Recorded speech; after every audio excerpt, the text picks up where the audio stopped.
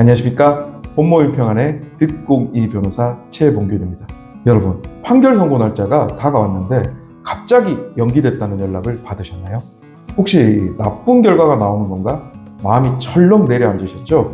오늘은 바로 그 판결 선고기일 연기, 이게 왜 생기는 일인지, 어떤 의미를 가지는지 제가 직접 겪은 실제 사례와 함께 설명드리겠습니다.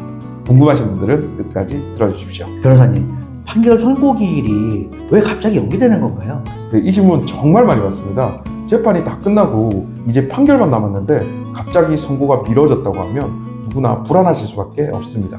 그런데 실제로는 여러 이유로 선고가 연기될 수 있고 꼭 나쁜 신호만은 아닙니다. 그렇다면 어떤 경우에 선고가 연기되나요?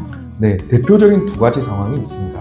첫 번째는 사건에 영향을 줄 수 있는 새로운 변화가 생겼을 때입니다. 예를 들어 형사사건에서 피해자와의 합의가 마지막 순간에 성사되는 경우가 있습니다. 이렇게 되면 판사 입장에서도 양형에 대한 판단을 다시 할 필요가 생기고 작성 중이던 판결문을 수정해야 할 수도 있습니다. 그래서 선고일이 자연스럽게 뒤로 밀릴 수 있습니다. 그럼 두 번째 경우는 어떤 건가요? 네, 두 번째는 사건 자체가 매우 복잡한 경우입니다. 사건 서류가 방대하고 법적 쟁점이 많다면 판결문을 쓰는 데에도 시간이 많이 걸립니다. 실제로 제가 최근에 맡았던 한 형사사건이 그랬습니다. 사건이 병합돼 있었고 양측 다 자료를 엄청나게 제출하면서 치열하게 다퉜던 사건이었습니다. 결국 선고 하루 전에 연기 통보를 받았는데 판사님이 신중하게 검토하시느라 시간이 더 필요했던 것 같습니다. 그런데 이게 흐름상 선고가 연기되면 결과가 더 안 좋은 거 아닌가요? 네, PD님뿐만 아니라 정말 많은 분들이 그렇게 생각하시는데요. 제 경험상 꼭 그렇지는 않습니다. 오히려 긍정적인 결과로 이어진 경우도 많았습니다. 특히 무죄를 다투는 사건에서 선고가 연기되었다가 결국 무죄 판결이 나온 경우도 꽤 있었습니다. 물론 반대의 경우도 있어서 연기됐다고 해서 무조건 좋은 결과가 나온다는 건 절대 아닙니다.